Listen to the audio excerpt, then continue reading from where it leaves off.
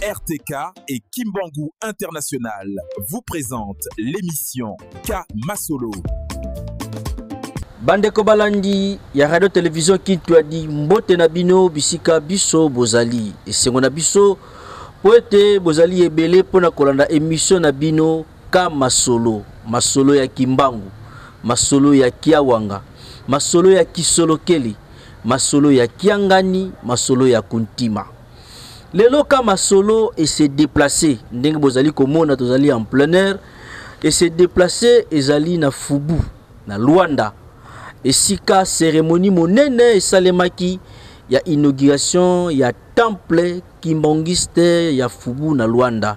Na yango wana batata mama bandeko balandi babiso tozana sengo mingi ya kokuta na bino na mokolo mwa lelo po ete to solola maemanso oyo elekaki na mokolo ya le 16 août.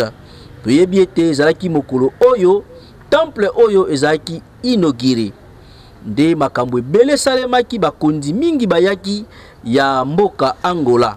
Nde biso toye pour que tobeta masolo. Lokola toyebi ete K Masolo ezali moko émission ya bapandi sango ya RTK po ete to solola na yango wana tozali na papa Faustin Kabamba na kati ya plateau na biso mokolo mwa lelo yepe azana biso po ete to solola awa na kati ya Luanda. Papa Faustin mbote na yo na bokoti mbala moko K Masolo et se déplacer na Luanda nini bandeko o bazali kolanda biso bakoki d'abord ko retenir na bandeli. Merci papa Pichu pour na bopé singa lobeli bandeko nini o esengeli ba retenir na masona biso mukona lelo kati ya émission na bango K Masolo ezakaka actualité oyo ningisi mokili actualité oyo tozali na yango na kati ya église kimbangiste ezabongo maitali bongo inauguration ya le plus grand temple kimbangiste dans le monde oyo na mboka Luanda na République ya Angola na Fubu yango nde masolo to memeli bango esengeli bandeko bayi bakaka ke temple oyo po ete tongama ezali na ngaka 1+ na misala oyo tozana ngona kati ya Lingomba na ba recommandation oyo ba les trois papa batikelaki biso bolingo mibeko misala et bolingo mibeko misala na misala yango oyo poete batata baselaki batongi na niveau esika bango bakomi ba sukelaki esengelaki te ba relève na bango ba continuer œuvre na bango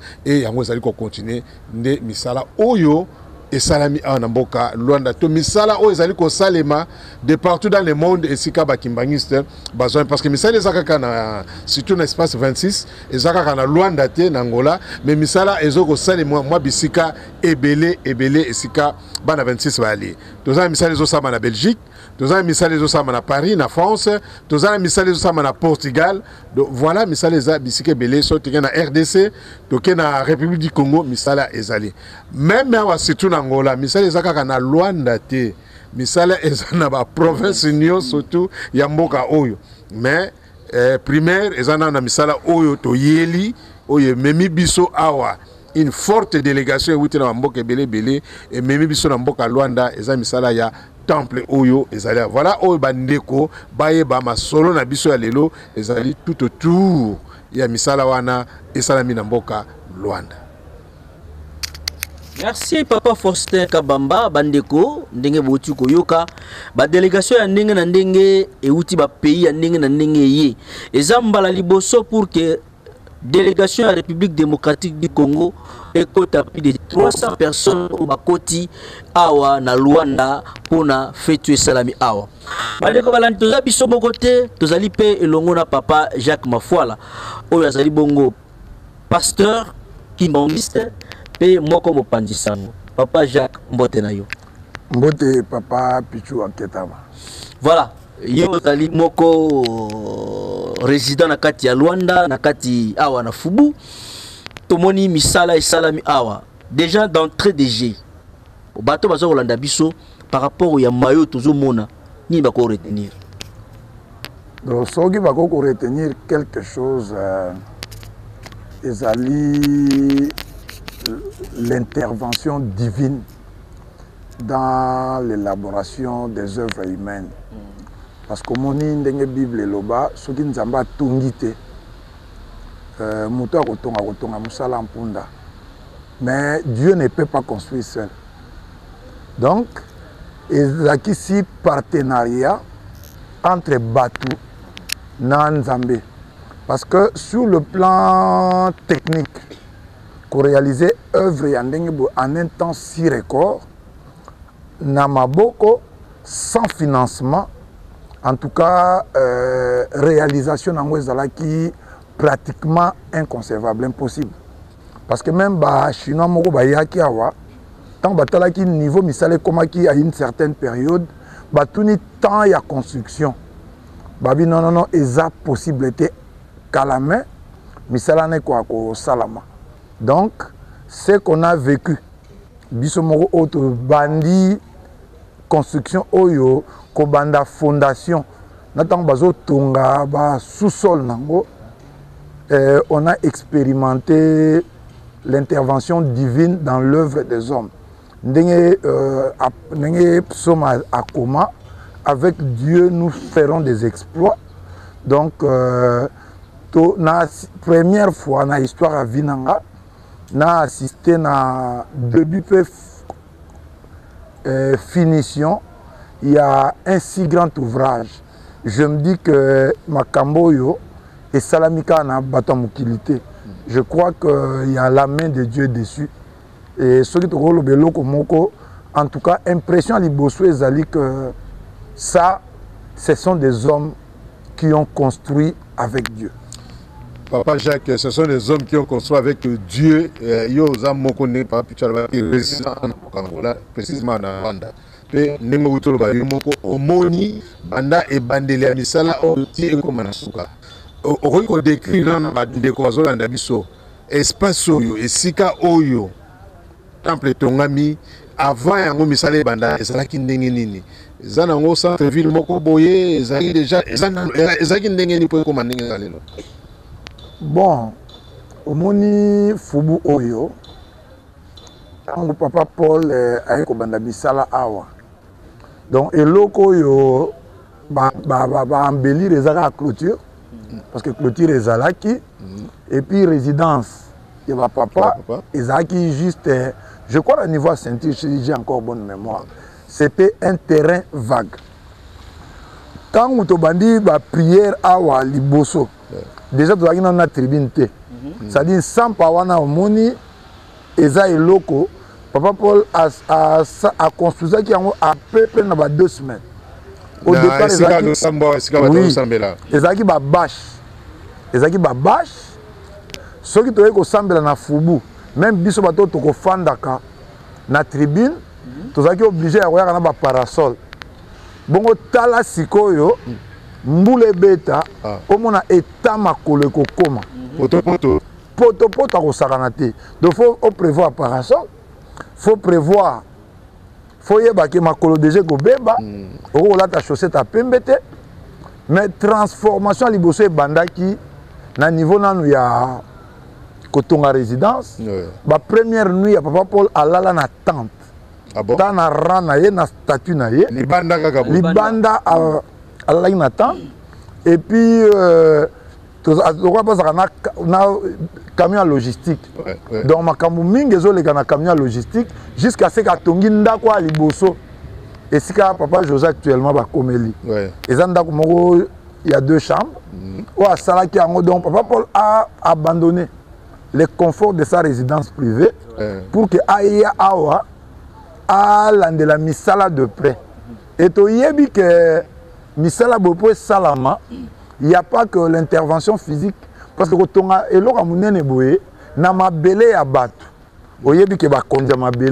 les esprits territoriaux existent. Donc il a fallu que Papa Paul ait manifesté présence. Comme c'est une personne spirituellement très élevée. Qu'on neutraliser toutes les forces négatives.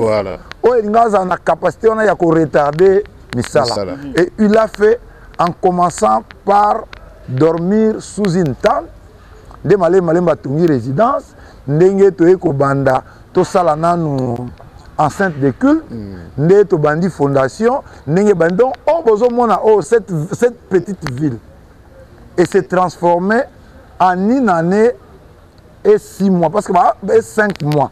Alors, 6 mois à partir, il y a dépôt et la première pierre. Oui. Mais implantation et début effectif, il y a Misala. Et Zala qui, près d'un mois après.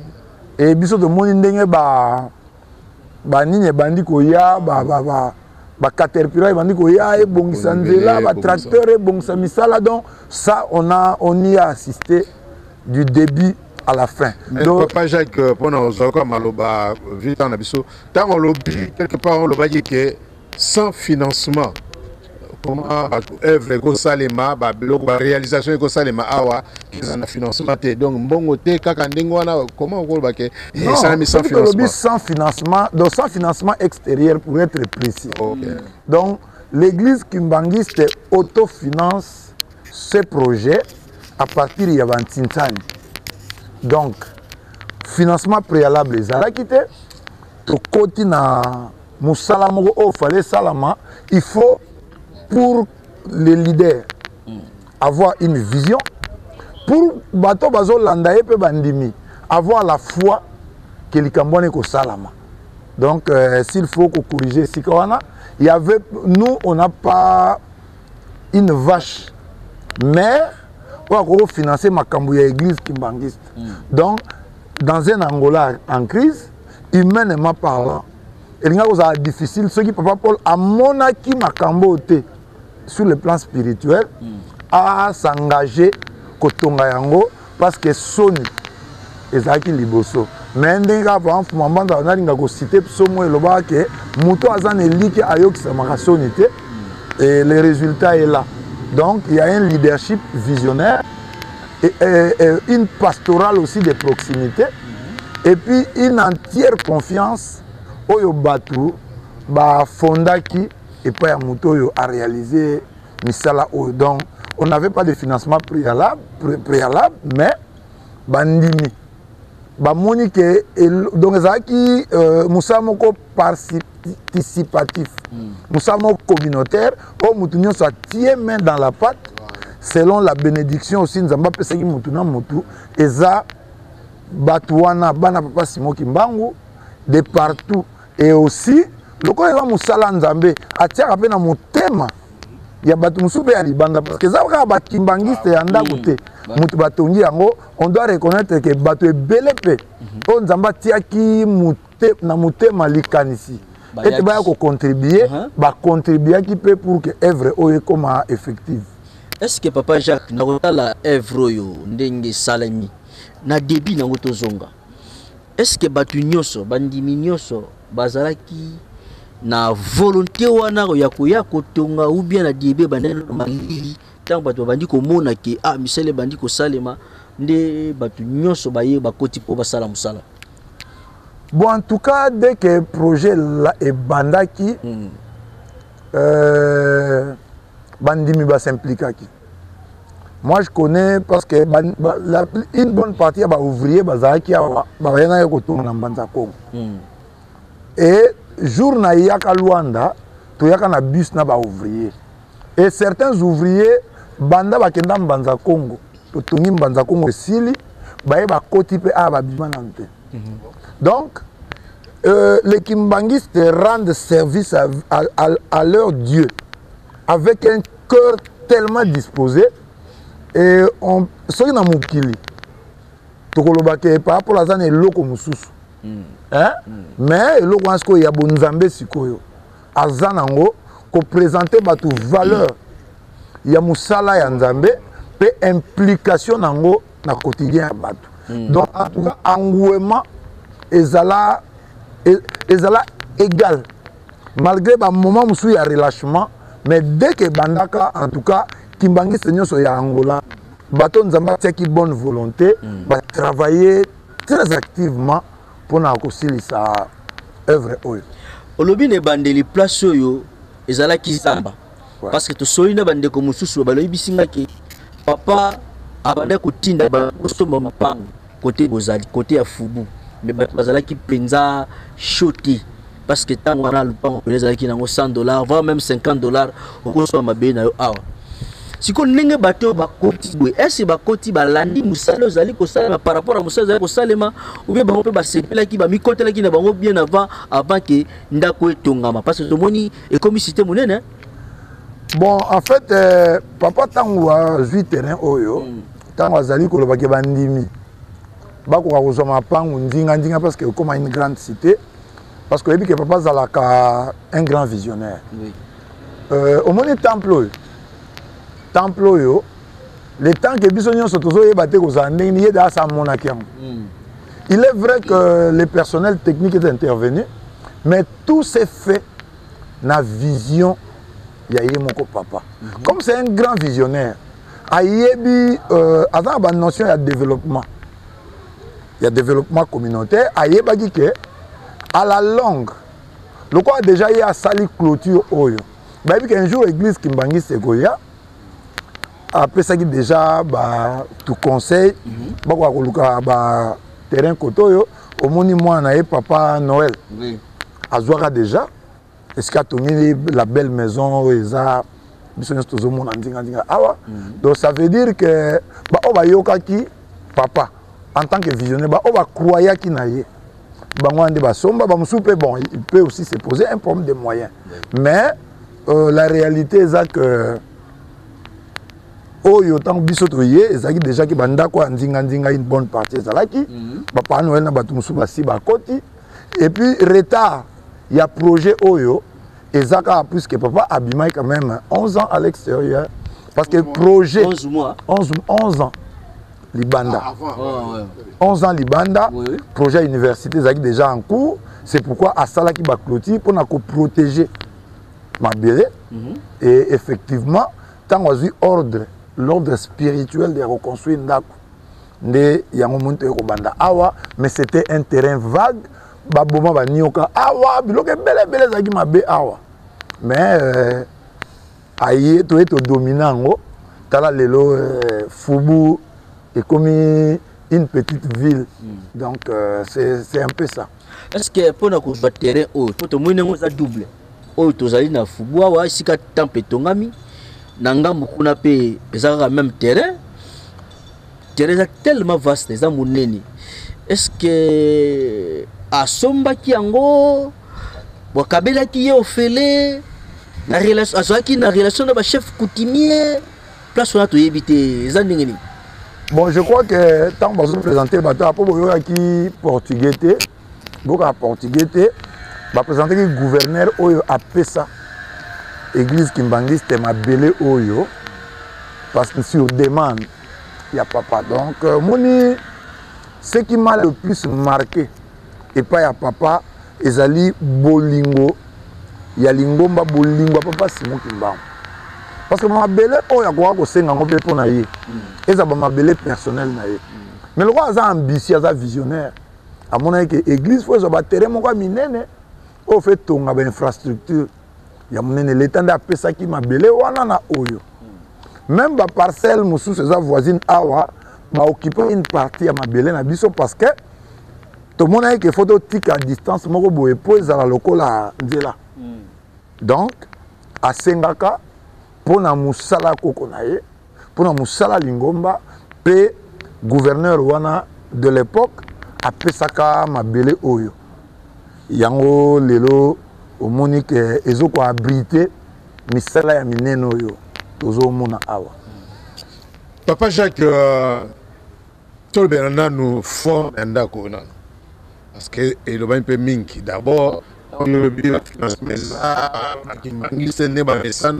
na bana papa Simon Kimbangu o mitema na bango ke nzamba koti bango ba participer na construction oyo mais ça déjà bana ko ba ke mbongo vraiment ngolé ba pesi papa pour mbongo bele pour non et aussi tout le aussi mais quand on expliquer forme ndako yo ce que temple Kimbangi c'est vraiment en forme parce que le bami mingi pour temple Kimbangi c'est goto en forme oyo les en forme pena temple Kimbangi c'est nenge papa soit disant papa balobla ki temple Kimbangi c'est en forme en kamba mais en forme Bon, moni, nga eloko na za soupe na confiance ya ba kimbangistes té. Les kimbangistes ne sont plus crédibles pour moi. Pas tous les kimbangistes, ceux qui sont quelques-uns, ceux qui sont capables de mettre dans la bouche de papa Makambo papa Lobate pour soutenir la thèse na bango. En fait, c'est vraiment malhonnête. Na psychiatrie babenga ngo mythomanie. C'est-à-dire que je peux créer, je peux fabriquer une histoire mensongère, je mets dans la bouche. Il y a papa Faustin, parce que papa Faustin est crédible, pour que Makambouana ait soit crédibilité.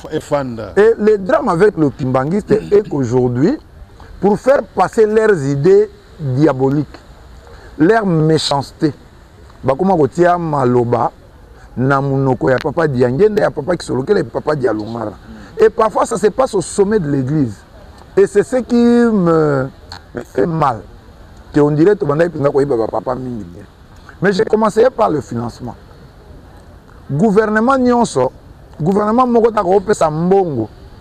Et sala musala munene boye sans exiger reconnaissance. Sans exiger que batia plaque. Que biso bato financer qui est loco. Déjà, tant qu'il n'y a pas de plaque que le gouvernement a s'impliqué dans Makamboyo, c'est qu'il n'y a rien à voir avec le gouvernement. Déjà, bon Longolango, il est vrai que des personnes de bonne volonté, au bas membres, il y a gouvernement, intervenant qui. Mais dire que cet ouvrage est un financement du gouvernement angolais, ça c'est faux et archi faux. Où est-ce que Likambo y a forme. Papa Diangenda a déclaré eloko mon côté sur la mesure, la forme, na architecture, il y a temple moko quelconque.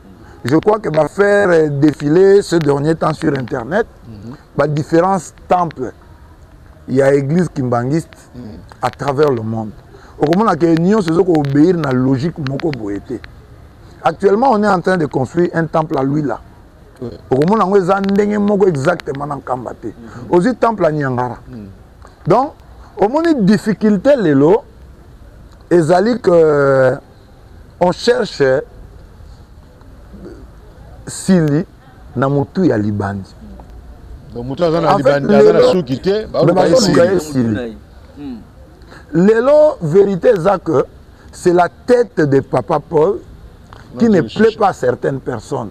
Il y a un moment où il y a des voies et moyens pour discréditer le temple Oyo, dans les forme. Moi, je crois que si on devait demeurer dans l'orthodoxie, vous savez, Papa Diangenda, tant qu'on moderniser l'église, il y a des mbouta, l'église fait tika na mandala là, il y a des bons délits que Papa Diangenda, yaka. Oya kozwa mwana na yo papa Simon Kimbangu ya kozwa mwana na funda papa Diangenda papa Simon Kimbangu yaka kozwa mwana na yo po aza ko bebisa lingomba ba ennemi ya développement balingaki église etika na mandala la tango bandi ko tomba en Dieu ba mona tango ke a tatina orthodoxie mais lelo église kimbangiste ekumisami à partir de l'infrastructure au manière atika voyez.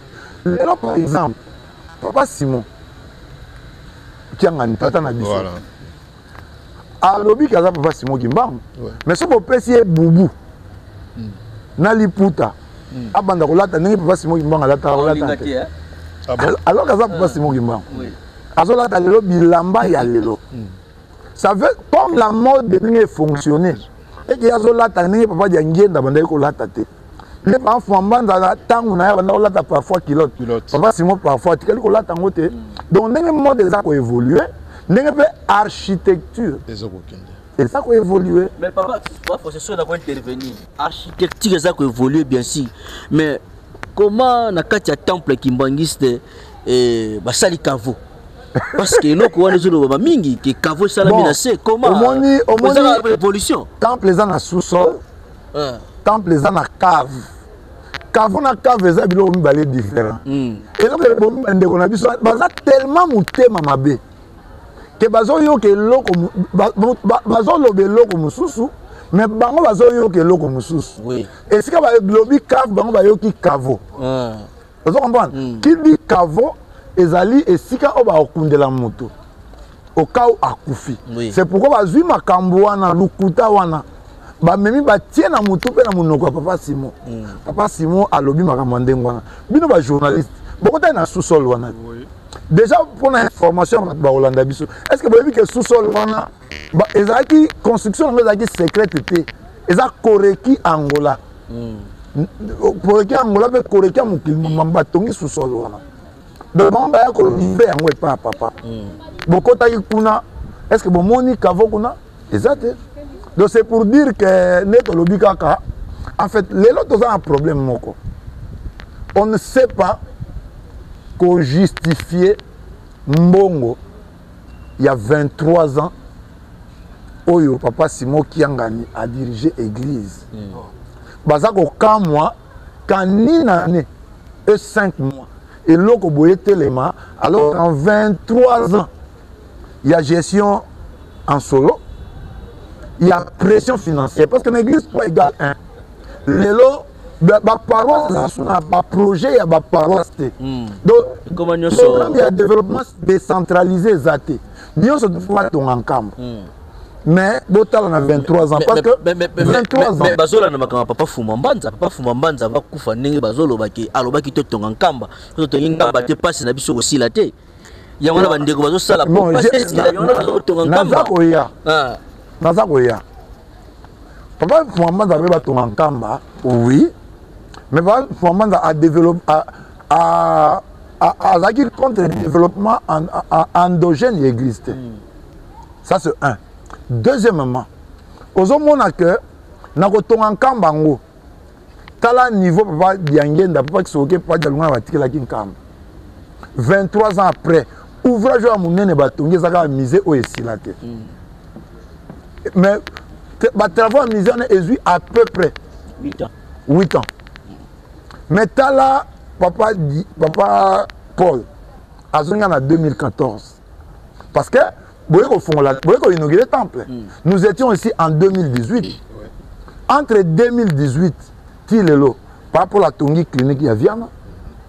À Tongi école, il y a apprentissage professionnel à Boavista. À Tongi Institut supérieur de la santé. Salomon Dialunga na Nambanza Congo, à Tongi école supérieure Joseph école de formation professionnelle Joseph Diangenda na nini na Kabinda. Des temples et il y a Sima, il y a Institut supérieur de la santé Dialunga na Kianga de Salomon. Donc papa Paul de 2018 à 2025 de 2018 à 2018 à 2025, de 7 ans. De 2014, temps Wazongi. Oui. Ti Lelo, 2025, ça fait 11 ans. 11 ans. L'infrastructure a Tongi na 11 ans. Papa Simon Bako PC 100 ans. Il y a gestion église na rythme moyo. Ako ko réussir banda ko. Tika ko ba boy papa Jacques. Tozui 23 ans. Ouais. 23 ans de réalisation. Oui. Oyo papa Simon Sali. Oui. Donc comparant encore na 23 ans de réalisation. La pression financière et apparence pour la basalaka raquette. Donc ba pasteur ba comment ba pour maintenir na poste faut tindambo. Na pression wana ba mbongo ebele bazwa c'est des millions et des millions de dollars. Donc son papa Simon a géré l'église. Ndenge papa Paul a géré Angola. Il a reçu 6 à 7 fois plus que papa Diangenda. Parce que au moins, ils sont aujourd'hui 23 ans. Par rapport à début à ministère de papa Diangenda, qui n'a rien trouvé. A trouvé quel côté. À travers le monde. À Tongi, total exemple à Kinshasa. Temple Matete. Bâtiment administratif et église. Parce qu'ils voyaient l'église en grand. Voilà. Dans les collèges, bureau chef spirituel. Dans l'étage, bureau de différents services. Comment les universités. Mbongo Kota, dites-nous qu'est-ce qu'ils ont fait de cet argent qu'ils ont emmagasiné. Natanyo so université de Kota Mbongo. Dans le bâtiment, oyo vision en première. bâtiment administratif église c'est que ba service nous église eza na espace to bureau na kati basala comme ça ya lingomba comme c'est convenable tant bozui yango bo changer affectation nango fallait na mbongo wana bo tonga ba bâtiment mususu pour libérer ba bâtiment administratif parce que ici en Angola tant na bâtiment administratif na golf mais jamais va transformer yango na makambo mususu pour gagner nango mais tant que gagner bozong sango na lingomba na mbongo na botonga ba bâtiment ya sika université qu'est-ce qu'ils ont fait chez nous da et comment na état moko impossible ba bongisa ngo aso papa ye ba studio n'en parlons pas bon na ba image la fois passée donc déjà ba tongi ba détruire alors bazo tala ce qu'on a nyonso wana Papa Paul Nambong a payé Moko en 1 année et 6 mois. À Télémissi, moi, mini-ville. Wana nyonso. Au lieu de la monique, il y a accusation, pas bandimi. Bandimi, pendant bandimi, il y a accusation. Mbongo a 23 ans et ça, de l'autre côté, comment se fait-il que Ndako et Tongama à 1 année et 6 mois? Wana mbongo a mokili mobimba, mais mbongo a payé Moko. C'est pourquoi Yoki. Diabolisation, ce que les bandits forment, ceci, cela, ninte. Tu vas même la porte et la couleur. Papa, comment on appelle ça? Superstition. Superstition, Zali, le fait de voir les démons ou les esprits méchants partout. Un superstitué, au nom de Jésus, a pas sauter. Donc, au moins, 3 égale 1. Pour parler de, ils ont tué Papa Simon Kimbangu. Ils ont tué Papa Kisoloke, le Papa Dialounga et Papa Diangé. C'est pourquoi il faut croire dans le mysticisme, comme si on Nzambe. Vous comprenez? Au moins, Papa Diangé Papa Paul a lobé le roman. Alobi avant la banda misala oyo na solo la kina batata nanga o baza banzambe na ngai dernièrement tant azo bima uto tala bano bafanda na ngambo wana abini babi obanga lelo te pona nini abina banga lelo te pona zana batata nanga na marcha na bango likama mi balé Papa Paul alobi pour sa dimension spirituelle alobi jumsa abeti li solo alobi jumsa utaka province na France azo ya Paris ba komi na nzela na iye na bato balaki na mituka balali batambolaki babi distance ata ba 5 km bango to bazala kolala tanga lamuki boye azola tanga simbi volant alinga sala accident alobi tanga bandai kolala nzamba bandai kokumba toaki à l'aise tanga na lamuki na lina sala accident pona makambo ko tonga ndako oyo na kolala nanga pour que nzambe atonga donc il a mis Dieu devant atongi. Mais pour les bateaux, il déjà Nzambe na bango. Oh, comment on que magie et l'équipe Nzambe. Il y a une superstition, paranoïa. Ils sont malades parce que leur Dieu est déjà mort. Papa, c'est ça, Papa Jacques. Papa Fumolong, autant à ça qui inauguration à temple na matite. À ça qui 3 tours, président de la République Azalaki. À ça 3 tours à l'époque, Mobutu. Dizaï Mobutu Azalaki a sali 3 tours. Bato balobaki ke ezalaki pona AP ça y 30 ans à pouvoir. Bon awa to moni papa ba sali 3 tours.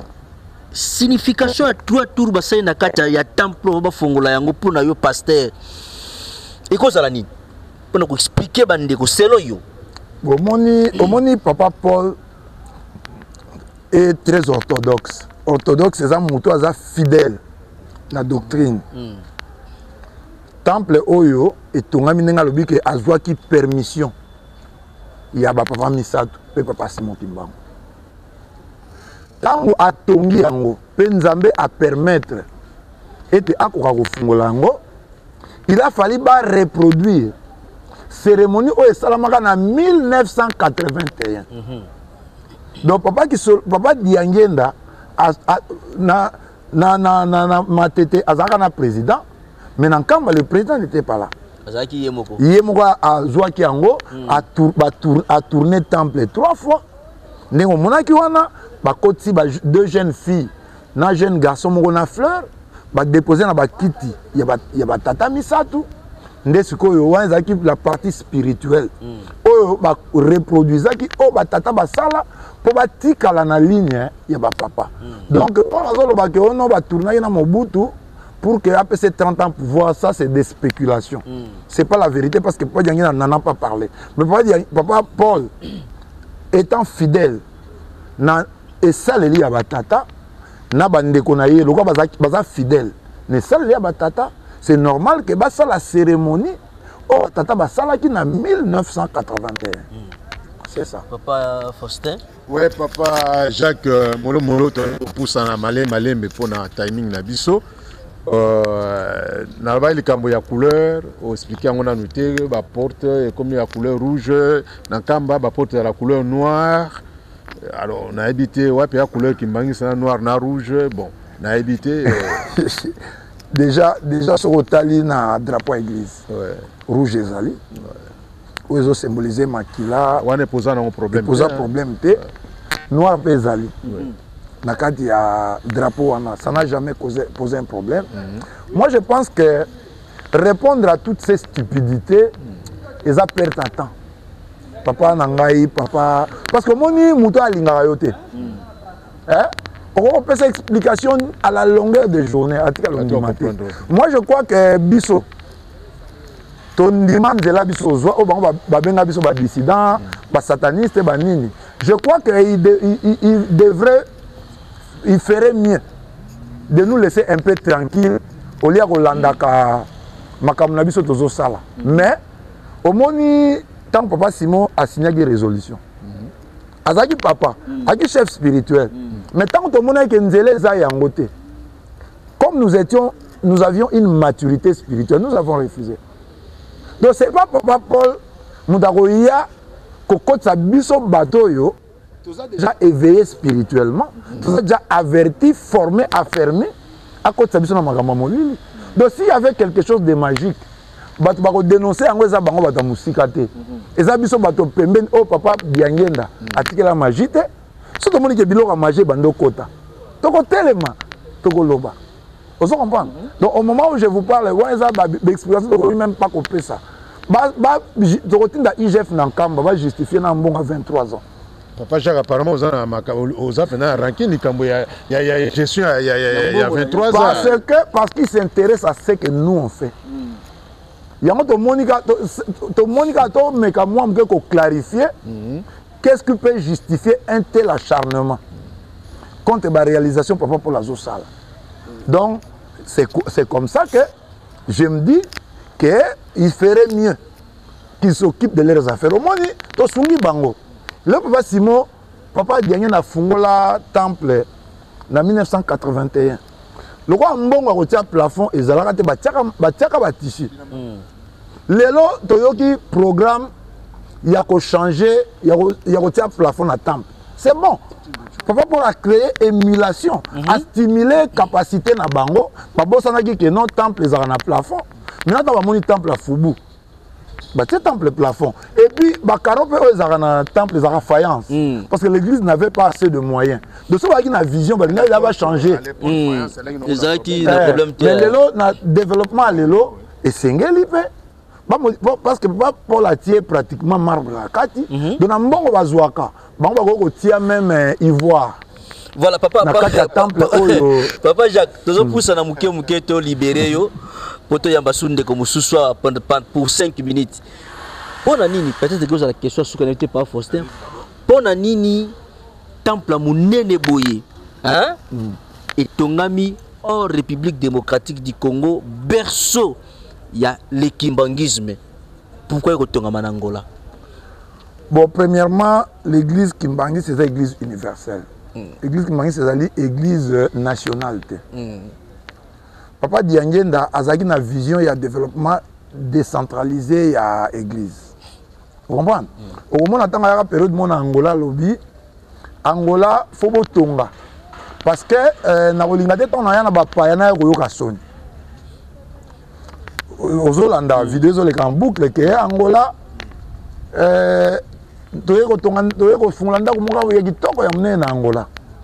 c'est-à-dire que dans la vision, il y a Papa Diangenda, l'église partout où il y a fallait se développer. Alors, na tango boye, l'église est en crise. Na RDC est à base, il y a division église. Alors, la foi comme l'église ne devrait pas s'arrêter. Il faut essayer de vivre et se poursuivre. Quand déjà, à Angola, papa m'a dit qu'il y a suffisamment d'argent. À mon dit que capacité église lélo. Et qu'on retourne à temple en Angola. Et que l'église est en crise. Nous avons la raison pour laquelle ça doit poser problème. D'autres Tongi Léon Angola, lobby rose en Congo Brazza, lobby P et rose en RDC. Donc, ce qui l'église est pendant quitté, mais le développement de l'église avec tout le quoi papa Paul, au Azana don ya misala, l'église est nausala et l'eau comme sous. Mais le là on est en crise. Au moment où bana Israël, babengana ibana Jérusalem. Côté bakende batonga ipe ba synagogue. Donc le temple est d'abord un lieu de culte.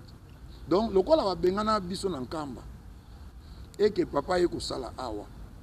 Amoni ke mbonga lingomba olie eshomaka. Toi que ko liangwa sana ba besoin personnel na ye fait zonga na lingomba. Yangwa tongi. Donc le développement n'entolobi endogène ya église et sengeli ko salama partout. Donc ce que ça na Angola, il ko salama na Brazza, il ko salama partout. Donc na période de crise oyo batu ba comprendre que Angola zo ko tsambongo akoko tikate batu ba sambela na ba mauvaise condition. Donc papa mi ça ba pesi permission. Et salami. Merci Mingi, Papa Jacques, merci Papa Faustin, ceux qui trouvent côté les papas qui aussi ces émissions Nabiso, la Sinakani c'était Papa Faustin, émission Nabiso comme une souka, Papa Faustin Zalia, Wapote, Arosala, dernier mot, et puis Bandego Bozali, quand Nabiso de Mona, Makamususi, parce que on ne se bolandiawa, et Zaliga na cadre de Relaxabino, Moussani, Oyo Salami Awa, na Mboka, Luanda, Papa Faustin. Merci Ndeko Balandi na souka ya partie ya émission Oyo Kama Solo. Mainos Tolandi ndenge Papa Jacques awuti ko expliquer ngo malamu to mondi bane ko kata ye par rapport à tana biso pour alimbola nyoso ekoki mais du moins bozui ba réponse na Oyo et comme ba préoccupation na bino moi ba souci boyaki nango par rapport ya ndako munene Oyo etongami. Ezaka ka un plus neto ba liboso et sika batata ya lo ba papa dangenda tele ko lo ba yango. Aloba yango mingi papa Simon pe na maloba na ya liboso na ba voyage ya liboso na Kinshasa aloba likamboana esika tata tiki meme moko mibale yo mwana soko ye bakise ko misatu mitanu mine e kozale sengo mingi et papa Christophe ali ko loba likamba talenta batiki biso talenta wana to bomba yango te parce que to wana crise to bomba yango papa mukola kozonga azaka na kanda mingi to bimisela mbongo na ete to botisa yango e ko botisa yango za ba œuvre oyo bomoni awa oyo lelo oyo ndenge yango ezali kosalema et surtout na mboka Angola tozana biso mitema ya kokita esukite po ekokoba misala ezaka ka awa te e misala etikali ebele ya kosala voilà papa Pichu balo o to ko pesa na suka soki mususu ali ko bakisa po ete to clôturer émission na biso.